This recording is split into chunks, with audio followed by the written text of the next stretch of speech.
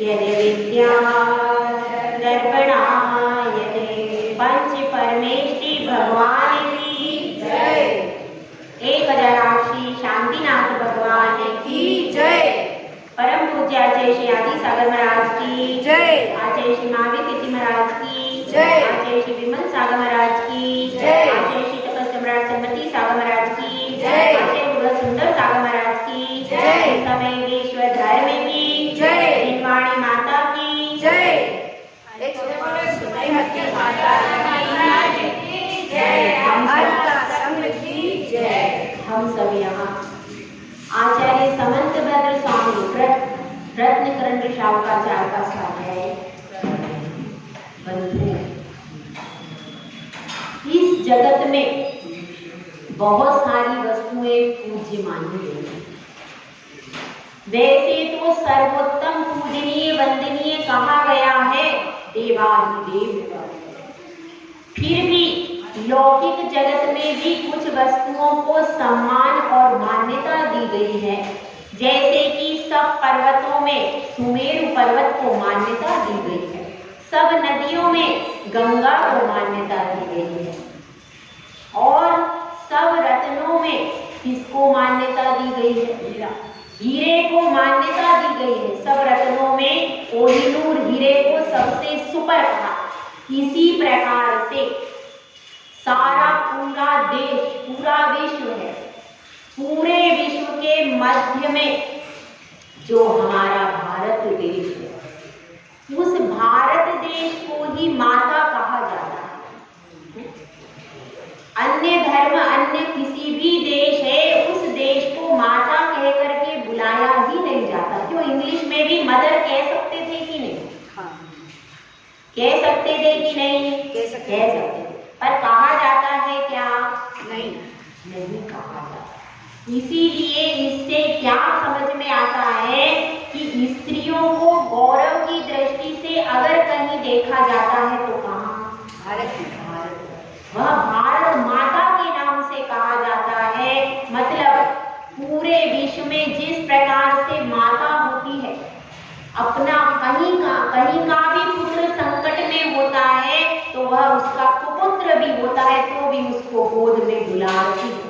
ऐसा ही हमारा देश भारत है कि वह कोई भी दुखी होता है, कोई भी संकट में होता है तो भारत से उसकी सहायता हमेशा की जाती है। क्यों कहा जाता है? इसीलिए कि माता का कर्तव्य सबके प्रति रहता है। भले कोई कपूत हो चाहे सपूत हो, माता सबके लिए समान रूप से दुग्ध पाए हो जाती है। सही है कि नहीं? सबके लिए भोजन बराबर देती है। ऐसा नहीं करती कि कपूत को तो सूखा सूखा देगी और सपूत को कैसा देगी? अच्छा देखिए, ऐसा करती है।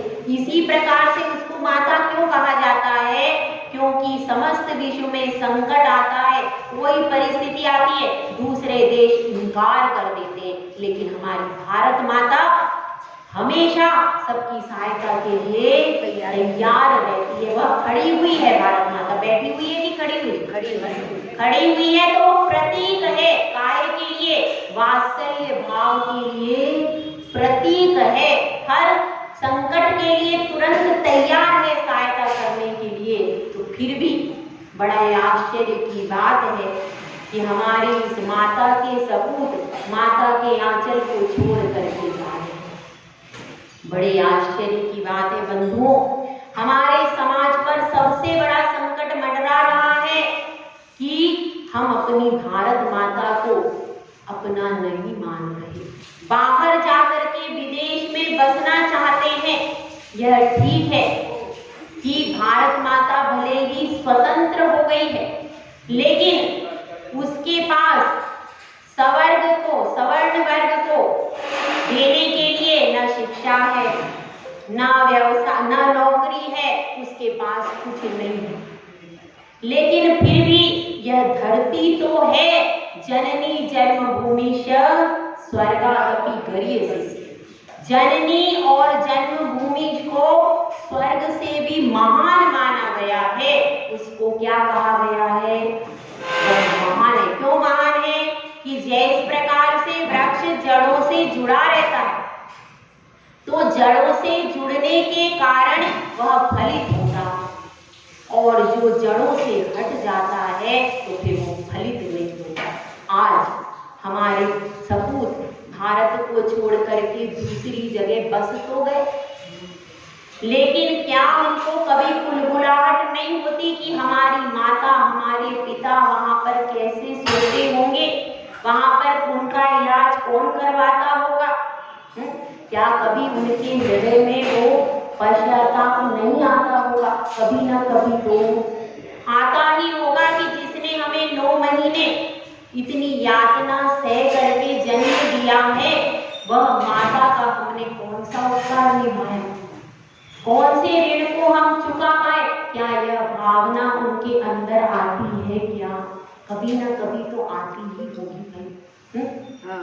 कभी ना कभी सोते होंगे तो नींद उजड़ जाती होगी, अपने माता पिता का चेहरा सामने दिखता होगा।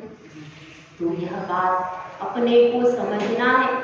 अगर हमारे सारे बच्चे विदेश में चले जाएंगे तो ये माता पिता जिन्होंने अपने खून पसीने की कमाई लगा लगा करके उनको उत्पन्न किया है, उनके प्रति कर्तव्य की इतिश्री हुई कि नहीं? यह जो मंदिर जिसने आपको, जिन भगवान की अर्चना से आज आपके चारों पुरुषार्थ सिद्ध हुए, उनके प्रति आपका डिवोशन हुआ क्या? नहीं हुआ। उनके अभिषेक और पूजा को कौन करेगा जब हमारा एक एक लाल विदेश में रहेगा? कौन करेगा? बड़े बड़े जिनालय में हमारे पास वंदना करने वाले, अभिषेक करने वाला कौन है? यह विचार किसको करना है? यह विचार हमको करना है।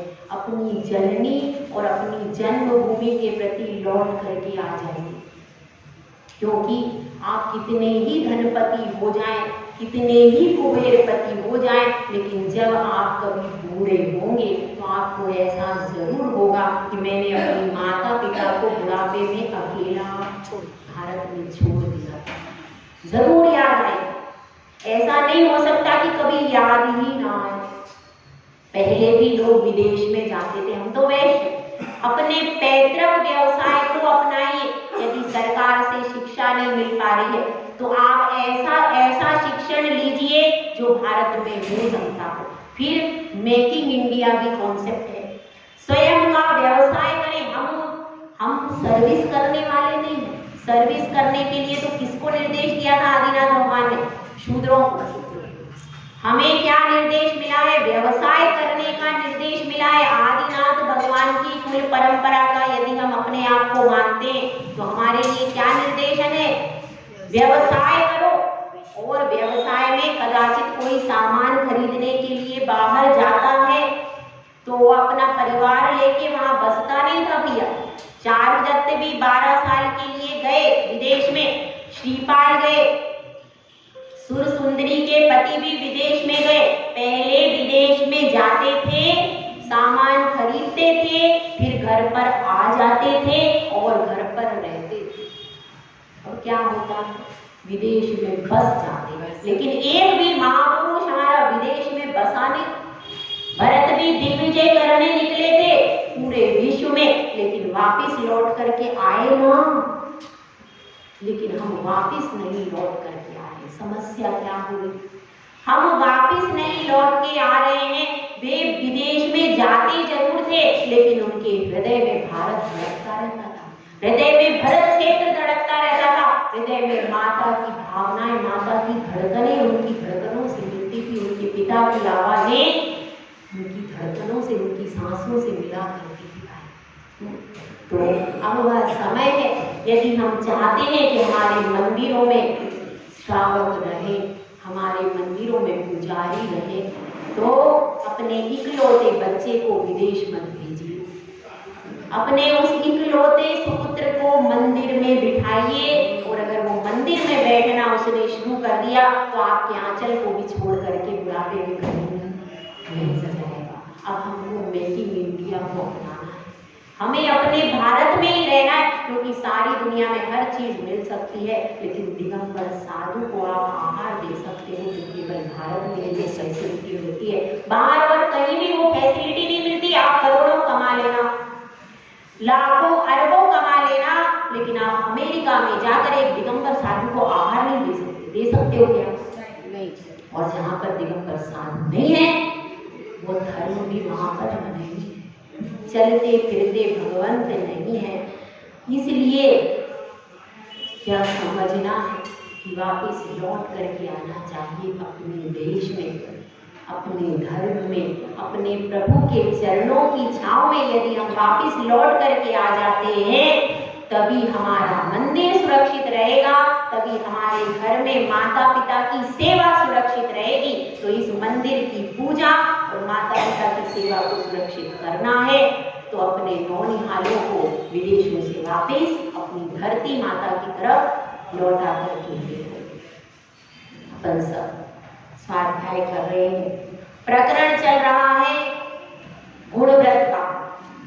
गुणव्रत में शिष्य पूछ रहा है कि हे महात्मन, यह बताइए, आपने बताया है अनर्थ दंड व्रत और उस अनर्थ दंड व्रत में एक अतिचार बचा हुआ है। कौन सा? ब्रह्मचर्य। गाथा नंबर 80 नंबर की गाथा है। तो यह प्रमादचर्या क्या वस्तु है? इस प्रमादचर्या के बारे में हमें बताइए।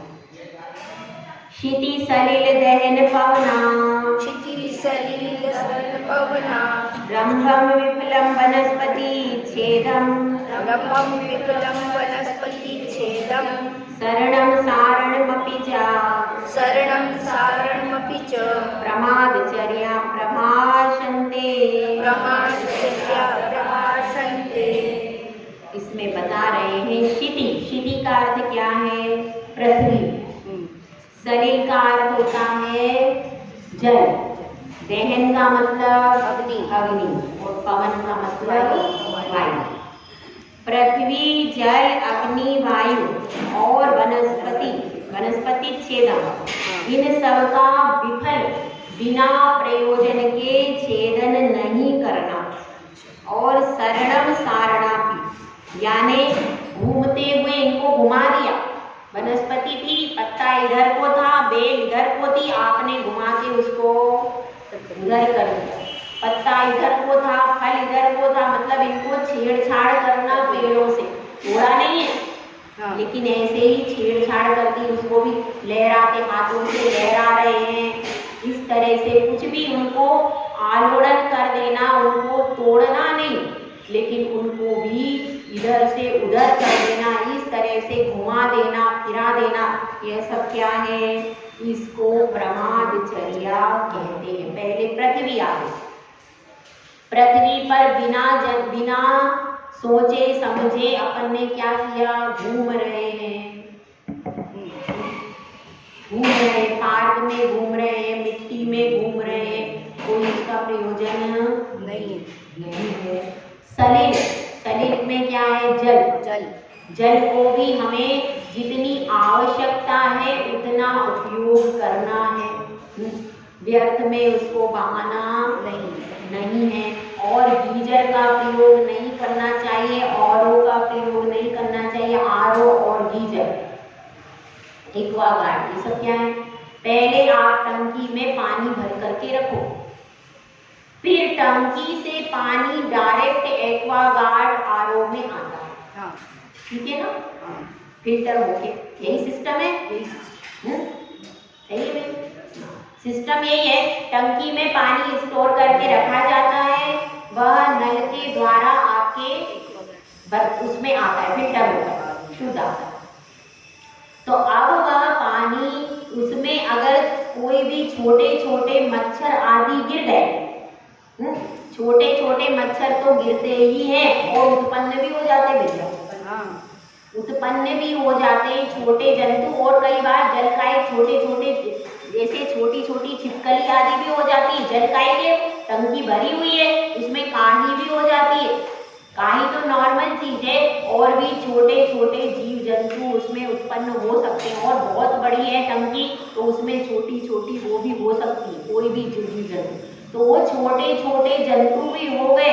अब आपने क्या किया, अब वो सारा फिल्टर होकर के पानी आ, अब वो पानी पीने योग्य है क्या? क्यों नहीं है? इसलिए नहीं है कि वो तो स्थावर तो कायक तो छाना ही नहीं पानी, और त्रस कायक भी उसमें कितने सारे हैं टंकी में। कोई किसी ने रोज देखते क्या टंकी का शोधन करते क्या, फिर भरते क्या? कितने महीने भर, 6-6 महीने में, साल में एक बार टंकी की सफाई होती है। इसलिए ध्यान रखिए बंधुओं, हम जैन हैं, हमारा कर्तव्य है पानी छान करके पीना। आरओ का पानी यदि आप पीते हैं तो आप जैन नहीं हैं, बल्कि आपने त्रसकाय का भी घात कर दिया है। इसीलिए कम से कम उसका पानी पीने में उपयोग अपने को नहीं करना चाहिए। और क्या है, एक और आप लगाते हैं गीजर। गीजर क्या है, टंकी से डायरेक्ट भरता है और आप उसमें तपा देते हो, कितने जीव उसमें मरे। गीजर को खोल के रोज देखते हैं क्या? देखते हैं? नहीं।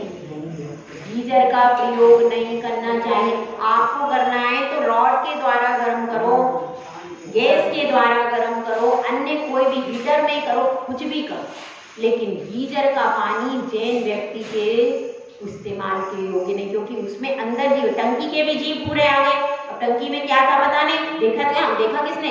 गीजर भर गया, गीजर भी वो चेक थोड़ी होता है।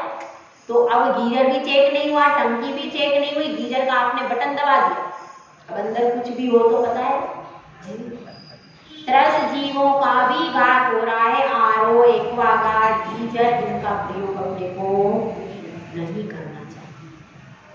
ठीक है, तो अब इसमें यही बता रहे हैं, पानी में सबसे ज्यादा विवेक महिलाएं सबसे ज्यादा पानी का काम करती, पुरुष नहीं करते। उनको क्या काम है? लेकिन महिलाओं का ज्यादातर काम पानी में होता है, क्योंकि रसोई बिना पानी के नहीं बनती। तो इसलिए उसमें महिलाओं को इसमें विवेक सबसे ज्यादा रखना पड़ेगा पानी के मामले में। हाँ, अग्नि का तो पुरुष भी करते हैं, लाइट वो भी चालू करते हैं, पंखा वो भी चलाते हैं, और भी चीजें हैं जो लाइट संबंधी तो पुरुष भी कर रहे हैं। लेकिन जल संबंधी विवेक किसको ज्यादा होना चाहिए? महिलाओं। पानी कहाँ से आ रहा है, पानी छना है कि नहीं, पानी कैसे गर्म करना है, ये सब विवेक किसको रखना पड़ेगा? क्योंकि वो पानी का सबसे ज्यादा इस्तेमाल घरों में कौन करता है? स्त्री। उनको कपड़े भी धोना है, और बाई भी आ रही है तो भी उसको सब चीज देनी तो पड़ती है। आप उसको अगर गाइड करें तो वो पानी छान करके भी प्रयोग कर सकती है। अपन कपड़े धोने के लिए दे रहे हैं, उसमें भी पानी छान कर कम से कम प्रयोग करें। ऐसी बहुत सी चीजें हैं, बर्तन धोने का काम है, कपड़े धोने का काम, कोई भी काम करो तो छान कर कम से कम प्रयोग तो करो, कोशिश तो करो। कम से कम भले ही उसमें आपका जीवाणु नहीं हो, लेकिन कम से कम वो जीव तो बच जाएंगे, और कदाचित कोई मच्छर आदि अंदर हुआ और आपने बिना छना पानी लिया तो बिल्कुल ही मरण को प्राप्त हो जाएगा। इसलिए बिना छना पानी किसी भी प्रकार से उपयोग में नहीं लेना है। भोजन के लिए तो लेना ही नहीं है, कपड़े धोना हो, और क्या काम होते हैं आपके, बर्तन धोना, कपड़े धोना, घर की सफाई करना, घर पे डायरेक्ट पाइप लगा देते, चल रहा है भाई काम। हाँ, उसमें देखते कि भाई अपन व्यवस्थित देखें, उसको पानी को देखें, छाने। डायरेक्ट पाइप से कार धुल रही है, मोटर धुल रही है, गाड़ी धुल रही है, घर धुल रहे हैं, धुलते हैं। दीपावली पे अभी होगा सबका काम चालू। जैसे हम बड़ी बड़ी आत्मा की बातें कर लेते हैं, लेकिन क्रिया क्या हो रही? जैसे वो आता है ना एक पद्य, क्रिया कुछ की कुछ होती है, आचरण कुछ हो रहा है, मन में कुछ और है, वचन से कुछ और बोल रहे हो, क्रिया कुछ की कुछ हो रही है। तो अपने को क्रिया को भी संभालना है। मन से वचन से भले ही आपने बहुत अच्छा नहीं बोला, नहीं जानते आप, बहुत सारा व्याख्यान देते, कोई फर्क नहीं, लेकिन आपने यदि काया को संभाल लिया काया से पाप करना कम कर दिया तो आपने भले बहुत भाषण नहीं आता, बहुत प्रवचन नहीं आता, तो भी उस व्यक्ति को पाप कम लगेगा। क्यों? क्योंकि उसने अपनी काया को संभाल लिया। और बहुत भाषण, बहुत प्रवचन है, लेकिन अपनी क्रिया कुछ भी नहीं है, तो कैसा फल मिलेगा? तो इसलिए ध्यान रखना है अपने को कि जल, और उसके बाद अग्नि के मामले में भी ध्यान रखना है। पवन के मामले में कैसे ध्यान रखना है? पवन के मामले में ध्यान रखना है कि पंखा आदि चला है तो पंखे को जितनी जरूरत है, बहुत तेज स्पीड में भी एकदम पंखा नहीं चलाना चाहिए। फुल स्पीड में आपने चलाया, अगर अपन कम स्पीड में चलाते हैं तो जीवों के घात की संभावना कम रहेगी। डबल स्पीड में चलाया, कदाचित कोई जीव आया तो तुरंत ही मरण को प्राप्त हो जाएगा। तो उसमें भी अपन सावधान, भैया आपको चलाना है तो एकदम फुल स्पीड में ना चलाएं, थोड़े कम में चलाएं। कम में चलाएंगे तो क्या है, जीवों को उसमें उतनी हिंसा नहीं होगी। अगर अपन बहुत तेज स्पीड में पंखा चलाएंगे तो ज्यादा हिंसा होगी। और एसी का प्रयोग करते हैं, एसी में क्या होता है, अंदर ठंडा करता है, बाहर वो गरम गरम जो हवा फेंकता है, उससे बहुत सारे जीवों की घात। एसी है, कूलर है, कूलर में अनछना पानी आप लोग यूज करते हो, उस कूलर से कितने जीवों का घात होता है। तो ये भी ध्यान रखना किसको पड़ेगा, जो प्रयोग करते हैं, कूलर है, पंखा है, एसी है, इनका प्रयोग जितना आप करोगे उतना शरीर आपका कमजोर होता है। ध्यान रखना, जितनी आप सुख सुविधा में इस शरीर को ढालने के लिए कोशिश करोगे उतना यह दुखदायी बनता जाएगा। फिर बाहर कभी धूप में निकले, एसी से धूप में निकल जाओ, तुरंत बुखार, तुरंत। इसलिए इस शरीर को बहुत ज्यादा सुखमय देने की कोशिश मत करो। जितना अपन इसको सुख के उसमें रखेंगे उतना यह अंत में और ज्यादा दुखदायी हो जाएगा। और जितना हम प्रकृति के हिसाब से इसको रखेंगे तो यह प्रकृति का अभ्यस्त हो जाएगा, तो फिर आपको उतना दुख नहीं। इसलिए अब इसमें बता रहे हैं, ये हो गया ब्रह्मचर्य, समझ में आ गई।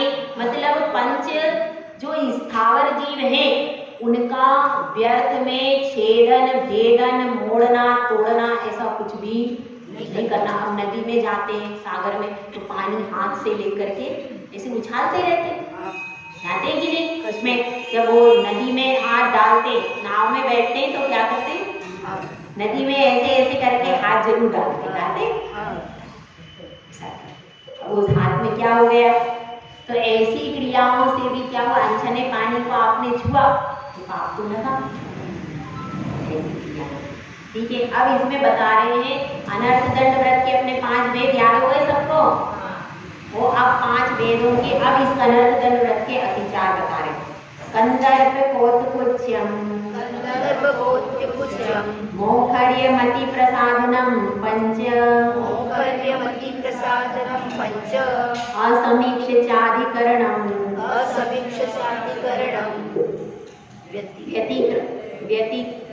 व्यतीतयोर्नर्थदंड कृतविरते,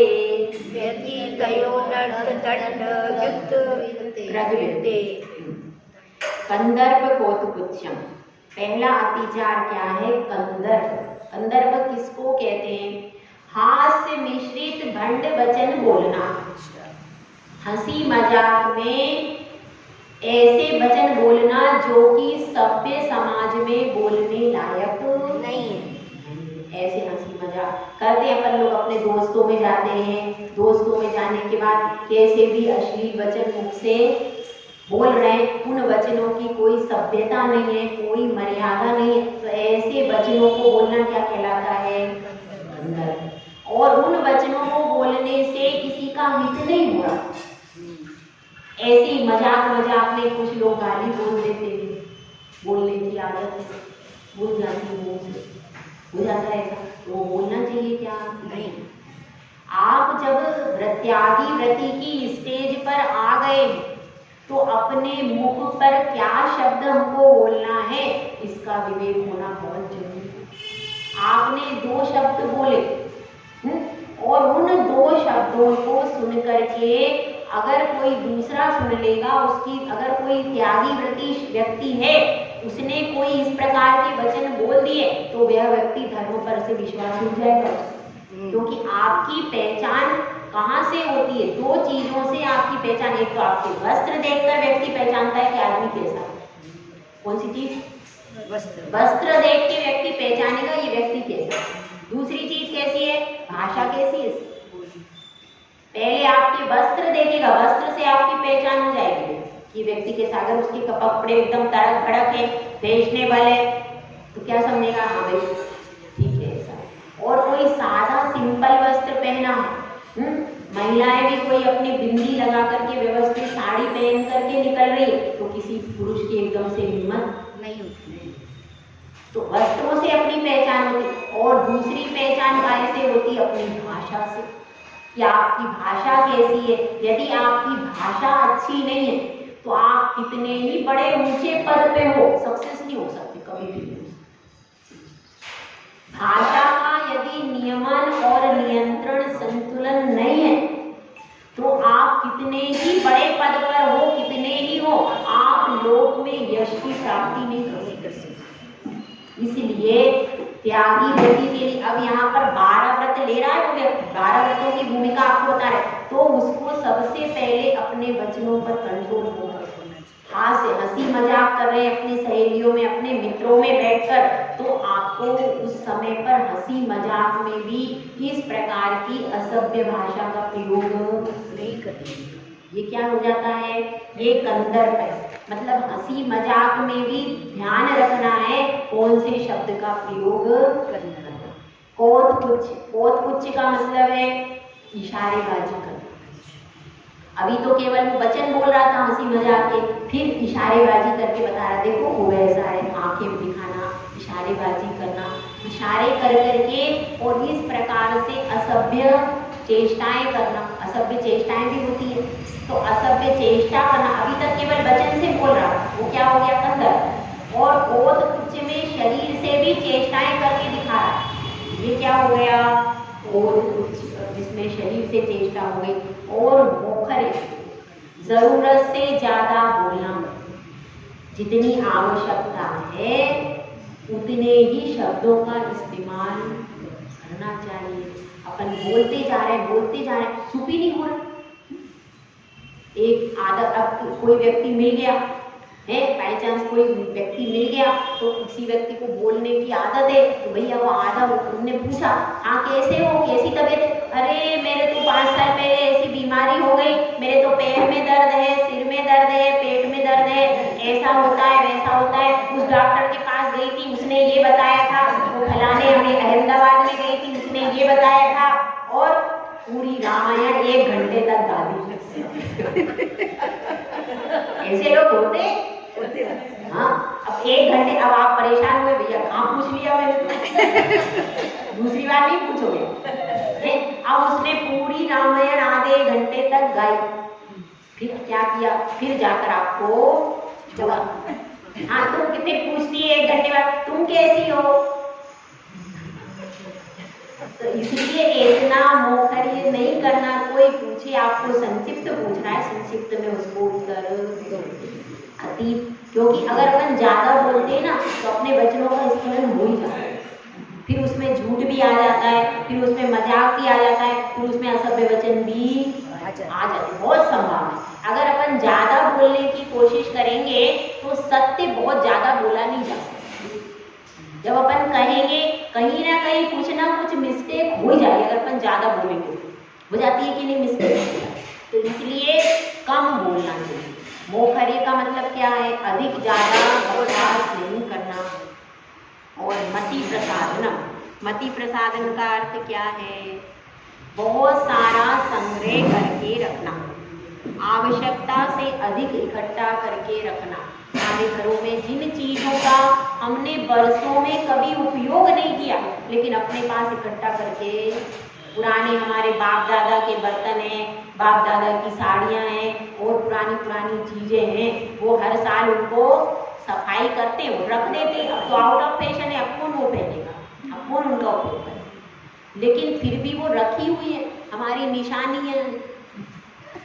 क्या व्यर्थ में जिन वस्तुओं का हम कोई उपयोग सालों से करते ही नहीं है, फिर भी जमा कर करके रखते हैं, तो ये क्या है? ये है अति प्रसादन।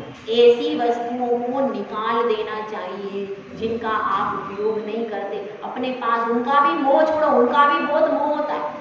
पहले लोग क्या करते थे, ऐसी वस्तुएं संभाल के रखते थे और फिर साल में एक दिन उन्हें निकालते थे, वो बैठ के रोते थे, मेरी माँ इसको लेकर के आई थी, मेरे को दहेज में मिली थी, ये मेरी वो साड़ी है जो मैंने कहाँ पहनी थी, फेरों पे पहनी थी, अब वो बिल्कुल जार जार हो रही है, बिल्कुल जर्जर, कुछ नहीं उसका।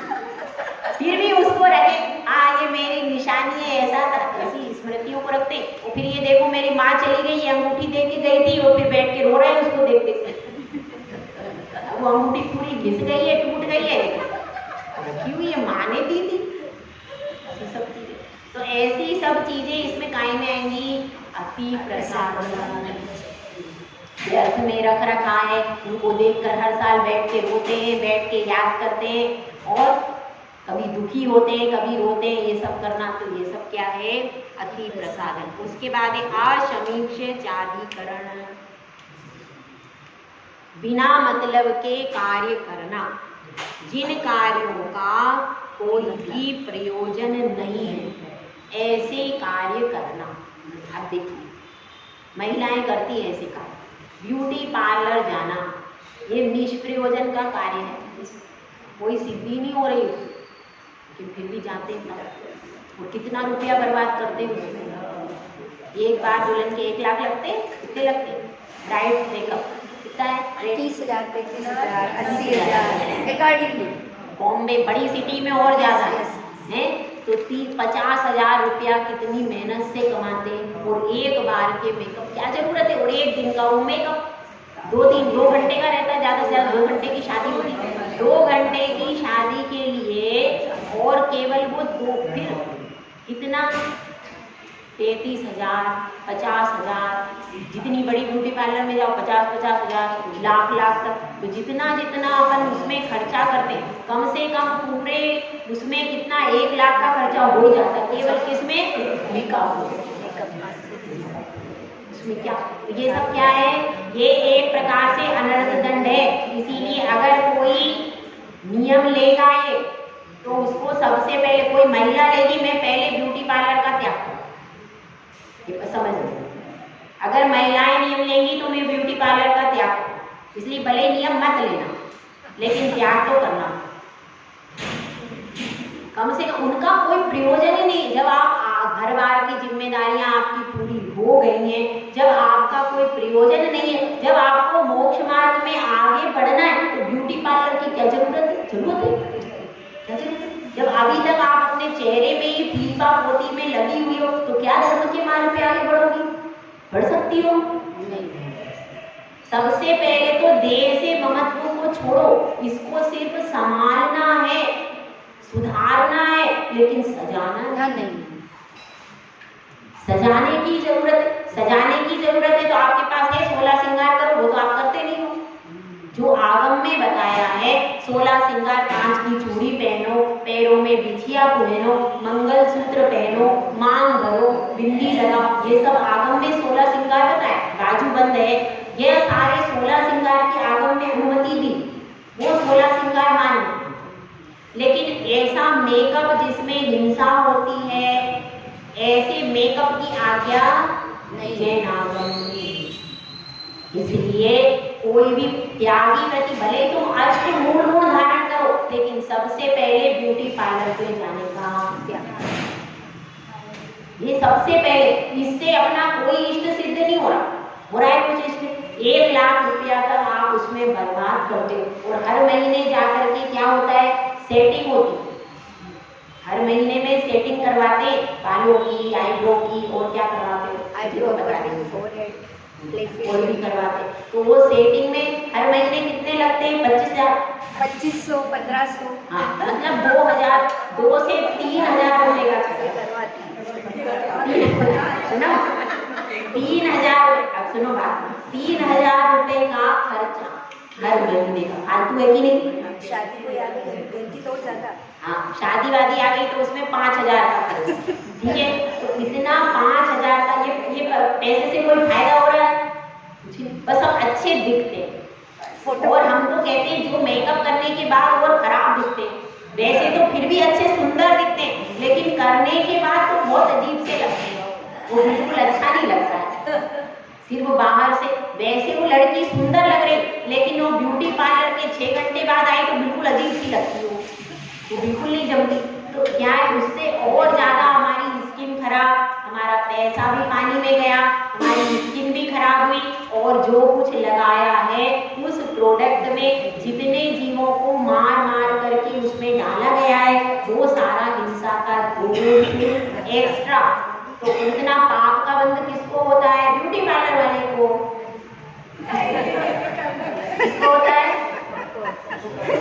जो लगाएगा उसको होगा। मतलब आपने पैसे भी दिए, अपना समय भी दिया, अपना शरीर भी दिया, और उसके बाद भी पापों का बंद करके आता है। क्या फायदा होगा? कुछ फायदा होगा? कुछ भी फायदा